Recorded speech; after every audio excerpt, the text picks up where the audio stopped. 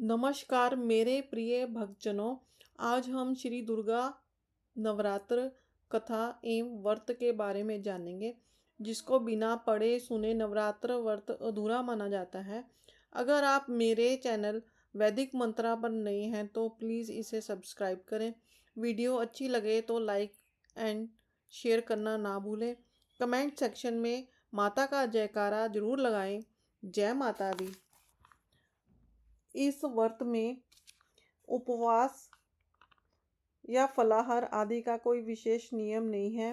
प्रातःकाल उठकर स्नान कर कर मंदिर में जाकर घर पर ही नवरात्रों में माँ दुर्गा का ध्यान कर कर ये कथा पढ़नी या सुननी चाहिए। इस व्रत में 9 दिनों तक माँ दुर्गा की पूजा करनी चाहिए। यदि पूरे दिन व्रत रखना कठिन हो तो एक समय ही भोजन किया जा सकता है। घट स्थापना कर देवी के लिए फल फूल और प्रसाद अर्पित करना चाहिए। व्रत के अंतिम दिन हवन और कन्या पूजन करने से विशेष फल प्राप्त होता है। कन्याओं के लिए ये व्रत विशेष फलदायक है। माता जी की कृपा से सब विघ्न दूर होते हैं। कथा के अंत में माता का जयकारा जरूर लगाएं। दुर्गा माता तेरी सदा ही जय हो।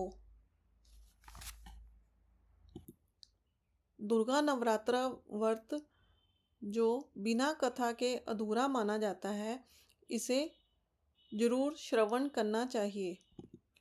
पहले दिन माँ दुर्गा के प्रथम स्वरूप माँ शैलपुत्री की पूजा की जाती है। ये त्यौहार माता रानी के भक्तों के लिए बेहद खास होता है। इन 9 दिनों में श्रद्धालु माँ दुर्गा की उपासना करते हैं और व्रत रखते हैं। ऐसा माना जाता है कि नवरात्रि में सच्चे मन से व्रत रखने से जीवन के सारे कष्ट दूर हो जाते हैं, सुख समृद्धि प्राप्त होती है। इस दौरान हर दिन माँ दुर्गा के अलग अलग स्वरूप की पूजा की जाती है और विशेष कथाओं का पाठ किया जाता है। ऐसा माना जाता है कि पूजा के दौरान कथा का पाठ करने से साधक को शुभ फल प्राप्त होता है। ऐसे में आइए माता का जयकारा लगाते हैं। बोलो शेरा वाली माता की जय हो। ओम जयंती मंगला काली भद्रकाली कपालिनी दुर्गा क्षमा शिवा दात्री सवा सौदा नमोस्तुते। ओम जयंती मंगला काली भद्रकाली कपालिनी दुर्गा क्षमा शिवा दात्री सवा सौदा नमोस्तुते। इन मंत्रों का उच्चारण करते हुए हम माता की चौकी स्थापित करेंगे। पहला नियम, यदि अखंड दीप की ज्योति प्रज्वलित कर 9 दिनों तक उसे प्रज्वलित कर रखना चाहते हैं तो इसके लिए आप बड़ा दीपक ले लें। उसमें घी पूरी तरह से भरकर रखें और बत्ती निरंतर प्रज्वलित रहे। दूसरा, गंगा जल अथवा शुद्ध जल से 3 बार गणेश जी की प्रतिमा प्रक्षालित कर लें, धो लें। तीसरा, यदि गणेश जी की प्रतिमा ना हो तो सुपारी में मोली लपेटकर अक्षत चावल पर स्थापित करें। चौथा, विधि पूर्वक गणेश जी का पूजन करें। पांचवा, यदि दुर्गा जी का स्वर्ण या रजत प्रतिमा हो तो उसे सिंहासन पर अथवा जल से पूर्ण कलश स्थापित कर पूजन कर ले। छठवां, यदि दुर्गा जी की मिट्टी की प्रतिमा हो तो उसका दर्पण में प्रतिबिंब देखकर स्थापना स्थान को गौ के गोबर से चौका लगाकर लीप लें और स्वयं को शुद्ध कर के शुद्ध वस्त्र पहनकर प्रतिमा की स्थापना करें। पौराणिक कथाओं के अनुसार नवरात्रि व्रत कथा प्रारंभ।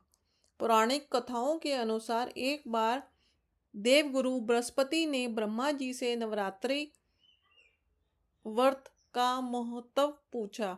ब्रह्मा जी ने बताया कि ये व्रत करने से संतान सुख, धन, विद्या और समृद्धि प्राप्त होती है। इसके प्रभाव से रोग दूर होते हैं, पापों से मुक्ति मिलती है। इस व्रत को ना करने वाला व्यक्ति को जीवन में कई तरह के कष्टों का सामना करना पड़ता है। एक समय की बात है, मनोहर नगर में पीठत नाम का एक ब्राह्मण रहता था।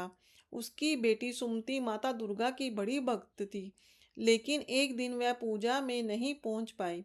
जिससे उसके पिता नाराज हो गए और गुस्से में आकर उसका विवाह एक कुष्ठ रोगी से कर दिया। विवाह के बाद सुमति अपने पति के साथ जंगल में चली गई। माँ दुर्गा की कृपा से बदली सुमति की किस्मत। सुमति के दुख को देखकर माँ दुर्गा उसके सामने प्रकट हुई और वरदान मांगने को कहा। सुमति ने अपने पति के कुष्ठ रोग से मुक्ति की प्रार्थना की। देवी ने उसे बताया कि पिछले जन्म में उसने अनजाने में नवरात्रि का व्रत रखा था, जिसके पुण्य से आज उसे ये आशीर्वाद मिल रहा है। माता दुर्गा की कृपा से उसका पति ठीक हो गया और वे सुखी जीवन जीने लगी। माँ दुर्गा ने सुमति को नवरात्रि व्रत की विधि में बताया। इस व्रत में 9 दिनों तक माँ दुर्गा की पूजा करनी चाहिए। यदि पूरे दिन व्रत रखना कठिन हो तो एक समय भोजन किया जा सकता है। घट स्थापना कर देवी के लिए फल फूल और प्रसाद अर्पित करना चाहिए। व्रत के अंतिम दिन हवन और कन्या पूजन का विशेष महत्व है। ब्रह्मा जी ने कहा कि जो व्यक्ति भक्ति भाव से ये व्रत रखता है उसके जीवन में सभी सुख संपत्तियां मिलती हैं और इस व्रत का पुण्य करोड़ों गुना बढ़ जाता है और व्यक्ति को मोक्ष की प्राप्ति होती है। इसके साथ ही देवी माँ का आशीर्वाद से जीवन की सभी परेशानियां दूर हो जाती हैं। नवरात्रि व्रत कथा प्रारंभ। बृहस्पति जी बोले, हे ब्राह्मण, आप धर्मात्मा, कुशाग्र बुद्धि और चारों वेदों के ज्ञाता में श्रेष्ठ हैं। बृहस्पति जी बोले ब्रह्मा जी से कि मनुष्यों के कल्याण के लिए ऐसा कोई व्रत बताएं। तब बृहस्पति जी ने ब्रह्मा जी के लिए स्तुति करते हुए ये बोला कि हे ब्राह्मण, आप धर्मात्मा हैं, कुशाग्र बुद्धि हैं और चारों वेदों के ज्ञाताओं में श्रेष्ठ हैं। हे प्रभु, कृपा कर मेरी शंकाओं का समाधान करें। चैत्र, आश्विन, माघ एवं आषाढ़ माह में शुक्ल पक्ष में नवरात्र व्रत और उत्सव क्यों मनाया जाता है? हे प्रभु, इस व्रत का अनुष्ठान विधान फल क्या है एवं सर्वप्रथम इसका पालन किसने किया था? बृहस्पति जी का ये प्रश्न निवेदन सुनकर ब्रह्मा जी बोले, हे देवगुरु बृहस्पति, आप लोकहित से प्रेरित होकर ये बड़ा ही उत्तम प्रश्न किया है।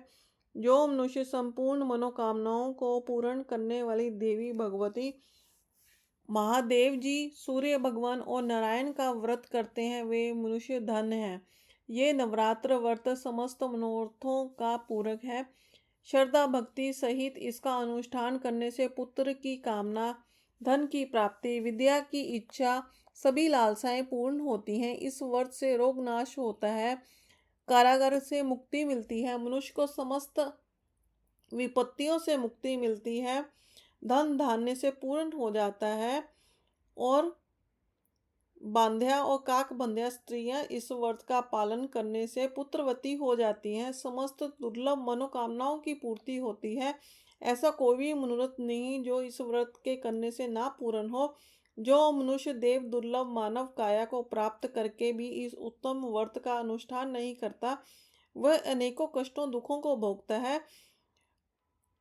वे संतानहीन भी हो सकता है। इस व्रत के विमुख मनुष्यों को कुष्ठ आदि व्याधि, अंग भंग या अंगहीनता भी हो सकती है। ऐसे अज्ञानी और मूर्ख अनेकों दुखों में पड़ सकते हैं।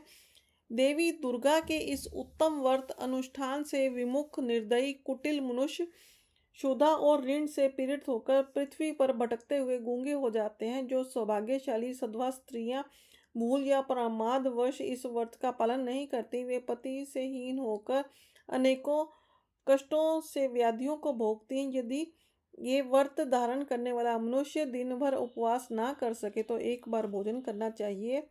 उस दिन बंधु बांधवों सहित भक्ति पूर्ण दुर्गा जी का नवरात्र व्रत कथा का श्रवण करना चाहिए। हे बृहस्पति, इस व्रत का सर्वप्रथम अनुष्ठान करने वाला भक्त का पवित्र इतिहास मैं तुम्हें सुनाता हूँ, तुम श्रवण करो। ब्रह्मा जी के ऐसे प्रिय वचन सुनकर बृहस्पति जी बोले, हे लोक कल्याण ब्रह्मा जी, कृपा मुझे इस विषय में सविस्तार संपूर्ण विधान बताएं। मैं सुनूंगा। हे प्रभु, मैं आपका शरणागत हूँ, मुझ पर कृपा करें। ब्रह्मा जी बोले, देवी भगवती दुर्गा का अनाथ नाम का अनन्य भगत पीठल नाम के मनोहर नगर में रहता था।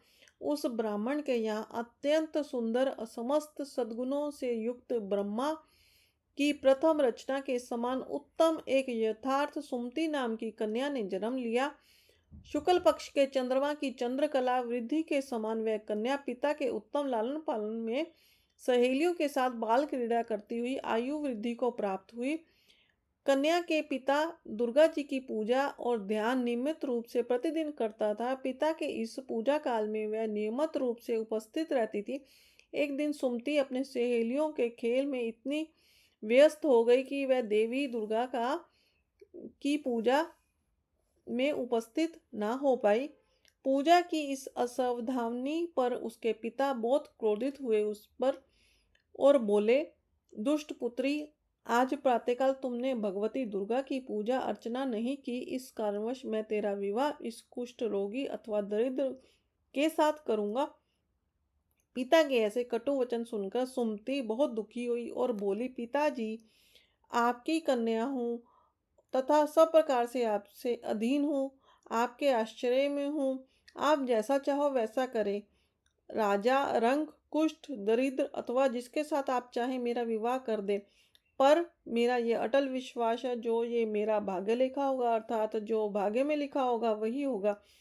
मनुष्य अनेकों प्रकार के मनोरथों की कामना करता है, लेकिन उसे वही प्राप्त होता है जो ईश्वर लिखित भाग्य लिखा होता है। मनुष्य को अपने कर्म के अनुसार फल प्राप्त होता है, क्योंकि कर्म करने में मनुष्य स्वतंत्र है, किंतु फल प्राप्ति में ईश्वर के अधीन है।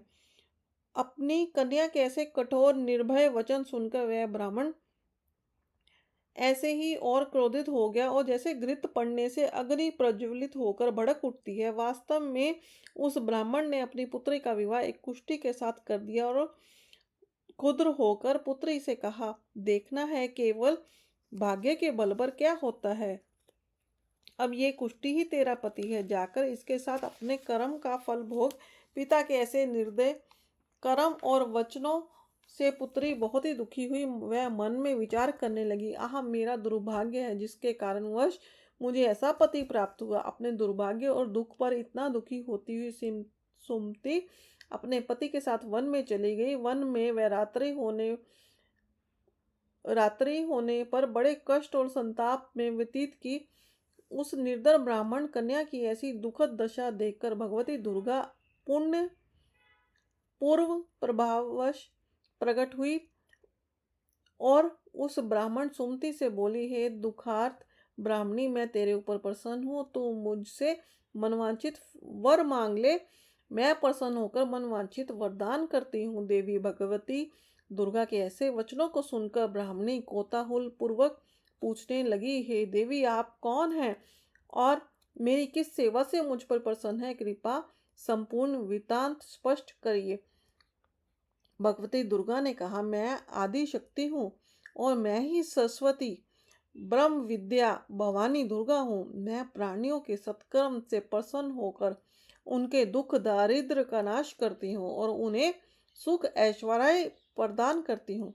ब्राह्मणी, मैं तुम पर पूर्व जन्म कृत पुण्य प्रभावश प्रसन्न हूँ। मैं तुम्हारे पूर्व जन्म के जीवन चरित्र को बताती हूँ, ध्यानपूर्वक सुनो। अपने पूर्व जन्म में तुम एक भील की अत्यंत पतिव्रता पत्नी थी। एक दिन तुम्हारे पति ने चोरी की और चोरी करने के अभियोग में तुम दोनों को सिपाहियों ने पकड़कर बंदी गृह में कैद कर दिया। सिपाहियों ने कैद खाने में तुम दोनों को भोजन नहीं दिया। उस समय नवरात्र काल था और इस प्रकार नवरात्र की अवधि में तुम दोनों ने कुछ नहीं खाया और ना ही जल पिया। अतएव 9 दिनों तक निराहार रहने के कारण तुम्हारा द्वारा नवरात्र व्रत का पालन हो गया। हे ब्राह्मणी, तुम्हारे पूर्व जन्म के लिए इस व्रत पालन के प्रभाव से प्रसन्न होकर मैं तुम्हें मनवांछित वर देने के लिए प्रकट हुई हूँ। तुम्हारी जो इच्छा है वह मुझसे मांग लो। इस प्रकार देवी दुर्गा के कहे वचनों को सुनकर देवी दुर्गा को ब्राह्मणी ने भक्ति पूर्वक प्रणाम किया और कहा, हे देवी, आपको हमारा बारंबार नमस्कार है। यदि आप मुझ पर प्रसन्न हैं तो कृपा कर मेरे पति को कुष्ठ रोग से मुक्त कर दो। ब्राह्मणी के ऐसे निवेदन करने पर देवी दुर्गा ने कहा, हे ब्राह्मणी, उन दिनों में तुमने जो नवरात्र व्रत पालन किया था, उससे मैं अपने एक दिन के व्रत का पुण्य फल तुम अपने पति के कुष्ठ मुक्त होने के लिए अर्पित कर दो। मेरी प्रभाव शक्ति से तुम्हारा पति कुष्ठ रोग से मुक्त होकर स्वर्ण के समान कांतिवान हो जाएगा। ब्रह्मा जी ने कहा। भगवती दुर्गा के ऐसे प्रिय वचन सुनकर वह ब्रह्माणी बहुत प्रसन्न हुई। पुनः अपने पति को निरोग करने के लिए उसने कहा, तथास्तु, ठीक है। ब्राह्मणी के ऐसे कहते ही भगवती दुर्गा की प्रभाव शक्ति से ब्राह्मणी के पति का शरीर कुष्ठ रोग से रहित होकर अत्यंत कांतिवान हो गया। उसके पति की काया इतनी तेजस्वी हो गई कि उसके सामने चंद्रमा की कांति भी क्षीण होने लगी। पति की मनोहर शरीर को देखकर ब्राह्मणी ने देवी दुर्गा को अत्यंत पराक्रमी समझा। वह देवी की स्तुति करती हुई कहने लगी, हे देवी दुर्गे,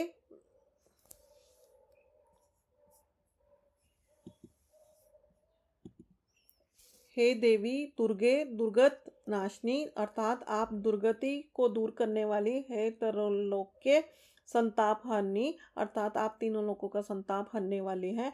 हे देवी दुर्गे सर्व दुख हारनी, अर्थात समस्त दुखों का नाश करने वाली है। हे दुर्गे आरोग्य दायनी, अर्थात रोगी प्राणियों को आरोग्य देने वाली है। प्रसन्न होने पर आप मनवांचित वरदायिनी है तथा सर्व दुष्ट संहारणी है, अर्थात दुष्ट मनुष्यों का नाश करने वाली है। देवी दुर्गे, आप ही संपूर्ण जगत की माता और पिता है। हे मातेश्वरी अम्बे, माँ जगदम्बे, मुझे निरपराध अबला को मेरे पति ने कुष्ठ रोगी के साथ विवाहित कर घर से निष्कासित कर दिया। हे देवी दुर्गे, आपने ही कृपा कर इस विपत्ति रूपी समुद्र से मेरा उद्धार किया। हे देवी, मैं आपको बारंबार नमस्कार करती हूँ। मुझे दीन अबला की आपने रक्षा करी। ब्रह्मा जी बोले, हे बृहस्पति, इस प्रकार भक्ति भाव सहित उस ब्राह्मणी सुमति ने देवी दुर्गा की अनेकों प्रकार से स्तुति की। देवी उसकी स्तुति से पूर्ण संतुष्ट और प्रसन्न होकर कहने लगी, हे ब्राह्मणी, तेरे उद्दालक नाम का जितेंद्र, धर्मात्मा, कीर्तिवान, वैभवशाली, यशस्वी पुत्र शीघ्र ही उत्पन्न होगा। इस कथन के पश्चात भगवती दुर्गा ने उस ब्राह्मणी से पुनः कहा, हे ब्राह्मणी, यदि तेरे कोई और अन्य इच्छा है या कामना है तो वो भी पूर्ण करने के लिए मैं तैयार हूँ। तुम पुनः मुझसे मनवांचित वर मांग सकती हो। भवानी दुर्गा के ऐसे वचन सुनकर सुमति बोली, हे जगत माता देवी दुर्गे, आप मुझ पर कृपालु एवं प्रसन्न हैं। कृपा मुझे नवरात्र व्रत का संपूर्ण विधि विधान बताइए। हे दीन हितकारिणी, जिस विधि से नवरात्र व्रत धारण करने और पालन करने से आप प्रसन्न होती हैं, कृपा व विधि फल सहित सुविस्तार मुझे बताने की कृपा करें। इस प्रकार ब्राह्मणी ने भक्ति पूर्वक निवेदन को सुनकर भगवती दुर्गा बोली, हे ब्राह्मणी, मैं तुम्हें सर्व पाप नाशनी परमोत्तम नवरात्र व्रत की विधि बताती हूँ। इसके श्रवण मात्र से संपूर्ण पापों का नाश और मोक्ष को प्राप्त होता है। अश्विनी मास के शुक्ल पक्ष की प्रतिपदा से लेकर 9 दिनों तक विधि विधान सहित इस व्रत का पालन करना चाहिए। यदि पूर्ण दिवस पूरे दिन का व्रत संपन्न नहीं हो तो एकाहारी एक समय भोजन कर व्रत का पालन किया जा सकता है। वेद पाठी ब्राह्मण से परामर्श लेकर सलाह लेकर घट स्थापित किया जाए। मिट्टी की वाटिका बनाकर उसमें जौ बोकर अंकुरित जौ को प्रतिदिन जल से सींचे। देवी महाकाली, महालक्ष्मी, महासरस्वती देवी की प्रतिमाएं बनाकर नित्य प्रति इनकी विधि सहित पूजा की जाए। रक्त पुष्पों लाल कनेर से देवी को पुष्पांजलि दे और अर्घ दे। भगवती दुर्गा को बिजोरा के पुष्प से अर्घ देने से रूप सौंदर्य की प्राप्ति होती है। जायफल से अर्घ देने से यश कीर्ति प्राप्त होती है तथा दाग से अर्घ देने पर अभीष्ट कार्य सिद्ध हो जाते हैं। दामी फल आंवले से अर्घ देने पर सुख की प्राप्ति होती है। कदली केले के अर्घ देने से उत्तम अलंकार आभूषणों की प्राप्ति होती है।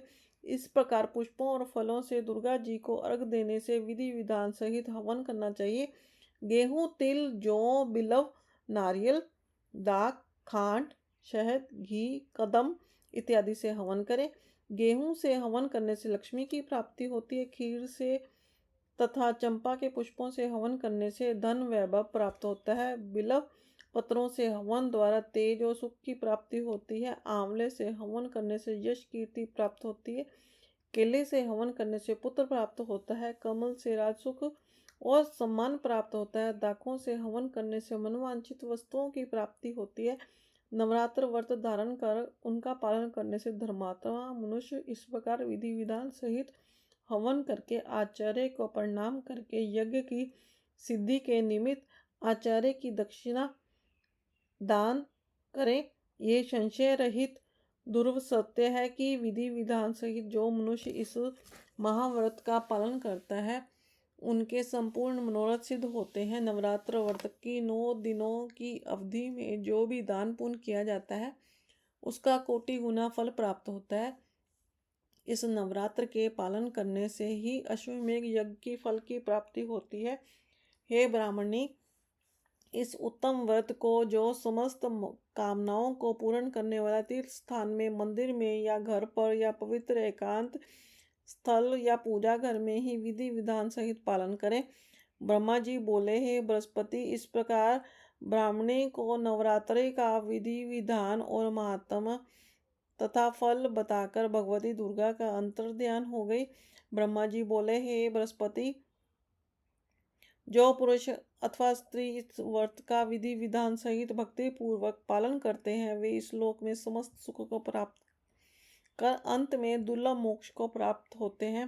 हे बृहस्पति, मैंने इस दुर्लभ नवरात्र व्रत को संपूर्ण महात्मा सहित तुम्हें बताया। ब्रह्मा जी के ऐसे प्रिय वचन श्रवण कर बृहस्पति जी आनंद हर्षित से रोमांचित हो गए और बृहस्पति जी ब्रह्मा जी से निवेदन किया कि हे ब्रह्मा जी, आपने अत्यंत कृपा कर मुझ पर अमृत के समान मोक्षदायी नवरात्र व्रत का महात्म्य मुझे सुनाया है। प्रभु, आपके अतिरिक्त तो और कौन इस महात्म्य का श्रवण कर लाभ ले सकता है। आपको बारंबार प्रणाम है। ब्रह्मा जी बोले, हे बृहस्पति, आपने समस्त प्राणियों का कल्याण करने वाला इस अलौकिक नवरात्र का महात्म्य पूछा, अतएव आप धन्य हैं।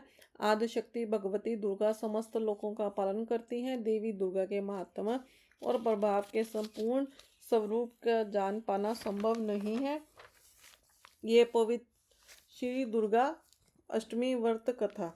ये पवित्र व्रत रूपी त्योहार आश्विनी शुक्ल के विश्व भर में हिंदू पूर्ण श्रद्धा तथा धूमधाम से मनाते हैं। उसे भगवती दुर्गा का पूजन हवन करने पर आहुति दी जाती है। भगवती दुर्गा को उबले चने, पूड़ी, खीर, हलवा, पुआ इत्यादि का भोग लगाया जाता है। उस दिन कुंवारी कन्याओं और लंगूरों यानी बालकों को भोजन कराकर दक्षिणा देकर प्रणाम करना चाहिए। माँ दुर्गा की जोत जलानी चाहिए। समस्त सामग्रियों से श्रद्धा भक्ति से माँ दुर्गा का पूजन करना चाहिए। हमारे धर्म शास्त्रों में भगवती दुर्गा के 9 स्वरूप बताए गए हैं। इन 9 स्वरूपों की कथाएं इस प्रकार हैं। पहली, देवी महाकाली। महाप्रलय के जल प्रलावन में जबकि चारों ओर केवल जल ही जल दृष्टिगोचर हो रहा था, उस समय भगवान विष्णु पहला, देवी महाकाली महाप्रलय में जल प्रवालन में जबकि चारों ओर केवल जल ही जल दृष्टिगोचर हो रहा था, उस समय भगवान विष्णु की नाभि से एक कमल उत्पन्न हुआ। इस कमल में ब्रह्मा जी उत्पन्न हुए। इसके अतिरिक्त भगवान विष्णु के कान से भी कुछ मैल निकला। इससे मधु और कैटभ नाम के 2 दैत्य बन गए। दोनों दैत्य मधु और कैटभ उत्पन्न होते ही ब्रह्मा जी पर टूट पड़े। इससे भयभीत होकर ब्रह्मा जी ने रक्षा के लिए भगवान विष्णु की स्तुति की।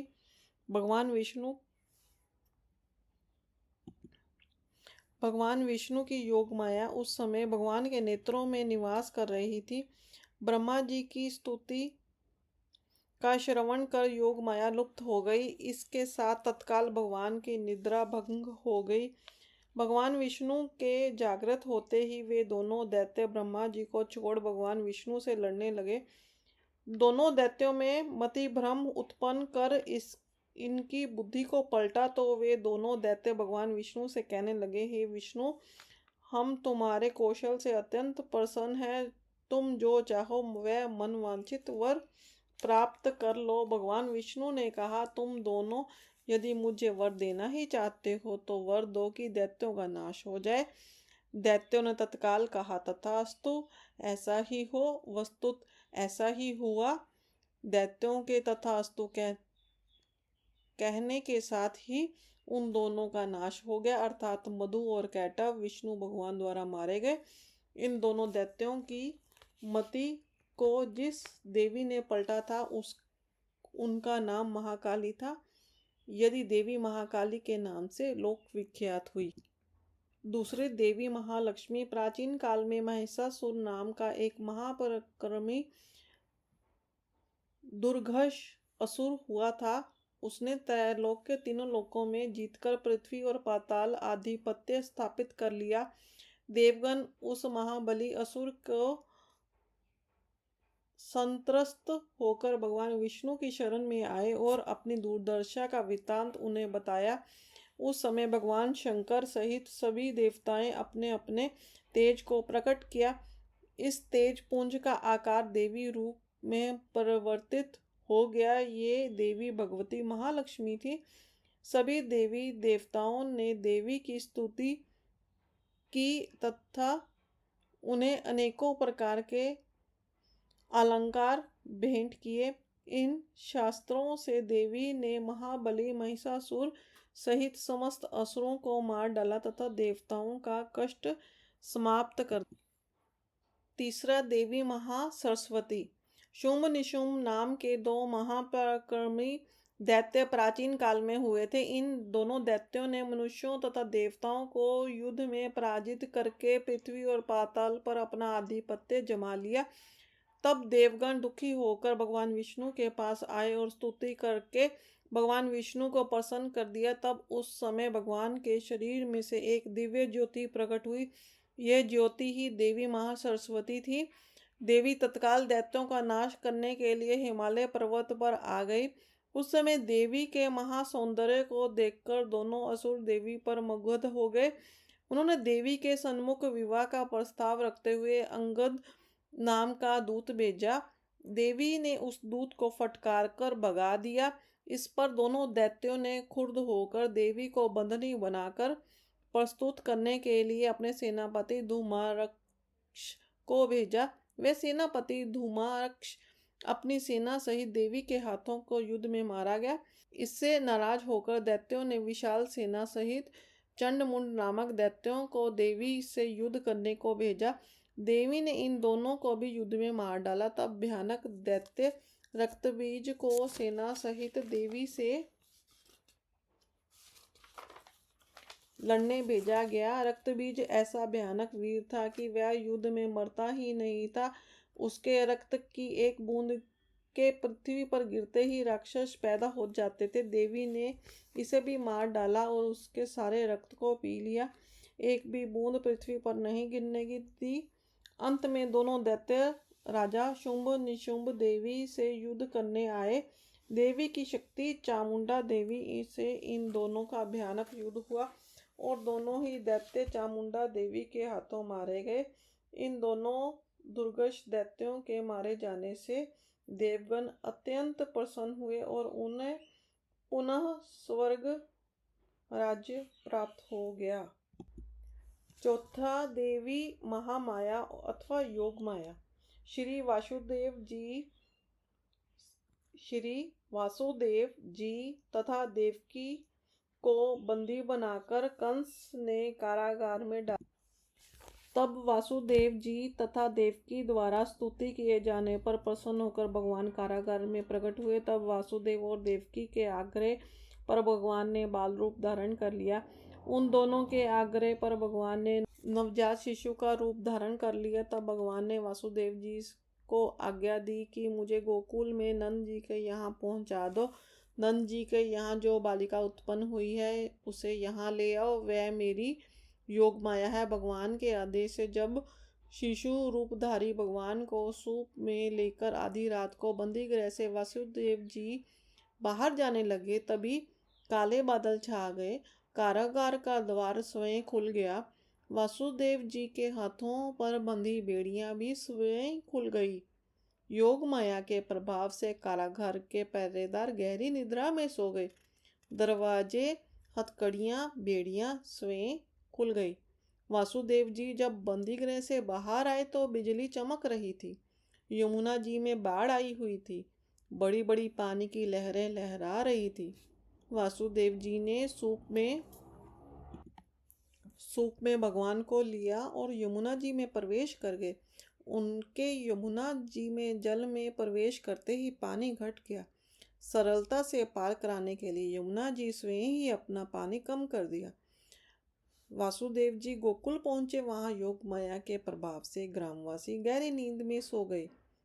स्वयं यशोदा जी और तत्काल पैदा हुई पुत्री भी गहरी नींद में सो रही थी। वासुदेव जी यशोदा जी के पलंग में के समीप पहुंच गए। उन्होंने भगवान बालकृष्ण को यशोदा जी के पास सुला दिया और उनकी पुत्री को उठा लिया। उसे लेकर वासुदेव जी पुनः मथुरा के कारागृह में पहुंच गए और वहां पहुंचते ही बंदी गृह का द्वार बंद कर दिया। उन्होंने हथकड़ियां, बेड़ियां भी स्वयं आकर लगा दी। वह कन्या भी रोने लग गई। पहरेदार पहले ही जाग चुके थे। कंस तत्काल सूचना मिलने पर बंदी गृह में आ पहुंचा। उसने आते ही देवकी की गोद से कन्या को छीन लिया। वह पत्थर पर पटक कर कन्या को मारना ही चाहता था। इसके लिए कंस ने जैसे ही लड़की को हाथ में लिया और लेकर हवा में ऊंचा किया, वह उसके हाथ से छूटकर आकाश में अष्टभुजा देवी का रूप धारण कर कंस को संबोधित कर बोली, तुझे मारने वाला का कहीं जन्म हो चुका है। ये कहकर देवी महामाया अदृश्य हो गई। इसी देवी महामाया योग माया ने बाद में महाविद्या का रूप धारण कर योगचित रूप से कंस आदि असुरों का कृष्ण जी द्वारा संहार कराया। जय देवी योग माया। पांचवा, देवी रक्तदंतिका। प्राचीन काल में जब वैप्रचित नाम के असुर ने बहुत उत्पात और अत्याचार किए तो उस समय देवी रक्तदंतिका के रूप में श्री दुर्गा जी ने अवतार लेकर वैप्रचित असुर सहित समस्त दुरात्मा असुरों का रक्तपान कर भक्षण किया। इस कारण देवी का ये अवतार रक्तदंतिका के नाम से लोक विख्यात हो। 6वीं देवी शाकुंभरी। प्राचीन काल में एक समय 100 वर्षों तक पृथ्वी पर वर्षा नहीं हुई। इस कारण से चारों ओर त्राही त्राही मच गई। जल और अन्न के अभाव से लोग दुखी होकर भूख प्यास से मरने लगे। तब उस समय ऋषियों ने एकत्रित होकर श्री दुर्गा जी की प्रार्थना और स्तुति कर उन्हें प्रसन्न किया। तब श्री दुर्गा जी ने शाकुंभरी देवी के रूप में अवतार लेकर पृथ्वी पर जल की वर्षा की। इससे पृथ्वी ने हरे फल, शाक, भाजी, अन्न उत्पादित कर समस्त जीवधारियों को नव जीवन प्रदान किया। भगवती दुर्गा का ये अवतार शाकुंभरी देवी के नाम से विख्यात हुआ। 7वां, दुर्गा देवी। देवताओं और मनुष्यों को दुखी एवं भयभीत रखने वाला दुर्गम एक दैत्य था। उस समय श्री दुर्गा जी के रूप में भगवान की शक्ति के आवृत होकर दुर्गम दैत्य का संहार किया और ऋषियों और मनुष्यों की रक्षा की। दैत्यराज दुर्गम को उसके दुर्ग सहित नष्ट करने के कारण देवी का ये अवतार दुर्गा देवी अथवा दर्गसेनी के नाम से प्रसिद्ध हुआ। 8वीं, भ्रामरी देवी। घोर अत्याचारी दैत्य अरुण के उत्पात से जब तीनों लोग संत्रस्त होकर दुखी हो गए, तब देवी ने भ्रमरों का रूप धारण किया और असंख्य भ्रमरों के रूप में दैत्य अरुण और उसकी सेना को डस डस कर विष प्रभाव से मार दिया। इस कारणवश देवी का ये अवतार भ्रामरी दुर्गा नाम से प्रसिद्ध। 9वां, देवी चंडिका।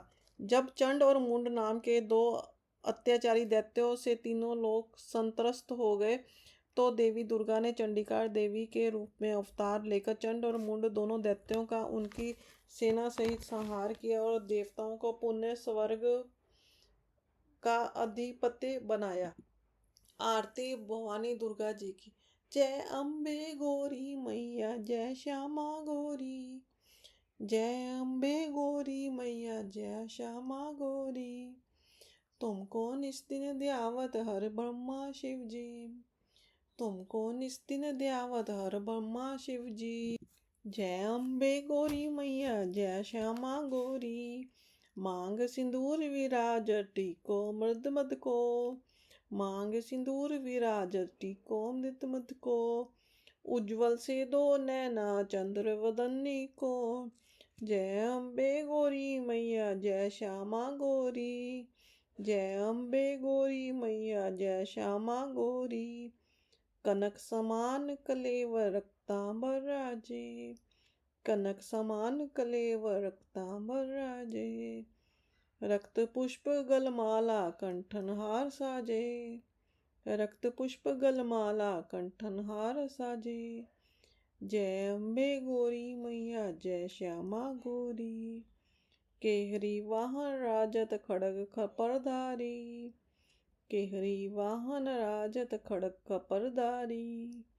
सुर नर मुनि जन सेवत तिनके दुखारी, सुर नर मुनि जन सेवत तिनके दुखारी। जय अम्बे गौरी मैया, जय श्यामा गौरी, जय अम्बे गौरी मैया, जय श्यामा गौरी।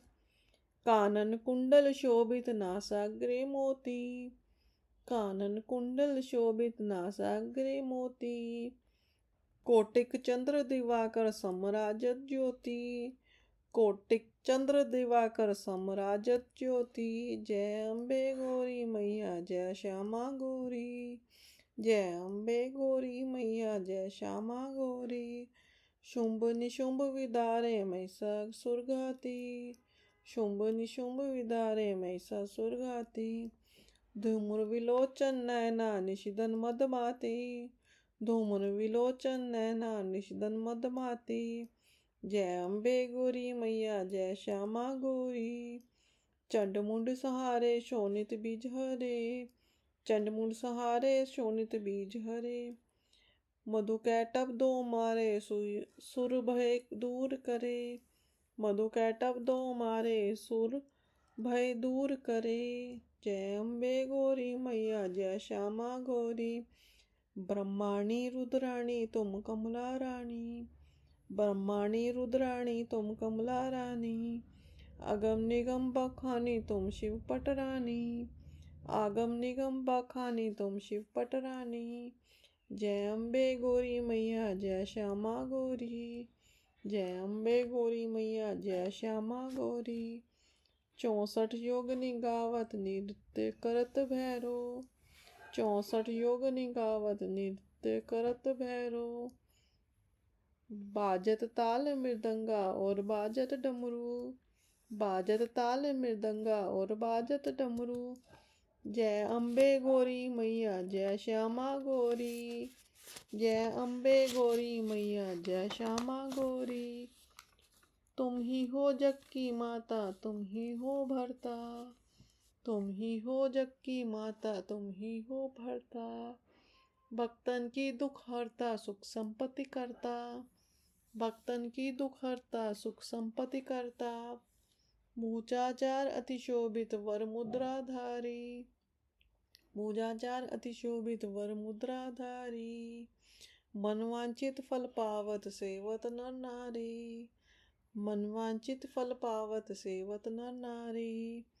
जय अम्बे गौरी मैया, जय श्यामा गौरी, जय अम्बे गौरी मैया, जय श्यामा गौरी। कंचन थाल विराजत अगरु कपूर बाती, कंचन थाल विराजत अगरु कपूर बाती। जय अम्बे गौरी मैया, जय श्यामा गौरी। माल के तू में राजत कोटि तरन ज्योति, माल के तू में राजत केटी तरन ज्योति। जय अम्बे गौरी मैया, जय अम्बे गौरी मैया जय। मालकेतु में राजत केटी रतन ज्योति। मालकेतु में राजत केटी रतन ज्योति। जय अम्बे गौरी मैया जय श्यामा गौरी। जय अम्बे मैया जय श्यामा गौरी। जय अम्बे की आरती जो कोई नर गावे। कहत शिवानंद स्वामी सुख संपत्ति पावे। अम्बे जी की आरती जो कोई नर गावे। कहत शिवानंद स्वामी सुख संपत्ति पावे। जयकारा शेरां वाली दा बोल साचे दरबार की जय। जयकारे वाले ਨੂੰ ਮਿੱਠੀਆਂ ਮੁਰਾਦਾਂ ਬੋਲ ਸਾਚੇ ਦਰਬਾਰ ਕੀ ਜੈ। ਭੁੱਲ ਚੁੱਕ ਮਾਫ ਕਰਨ ਵਾਲੀ ਮਾਤਾ ਤੁਹਾਡੀ ਸਦਾਈ ਜੈ। 80 4 84 ਘੰਟਿਆਂ ਵਾਲੀ माता ਤੁਹਾਡੀ सदाई जय। ये कथा मैंने पौराणिक किताबों में से ली गई है। इसमें अगर कोई त्रुटि हो तो कृपा मुझे माफ़ करें। जय माता दी।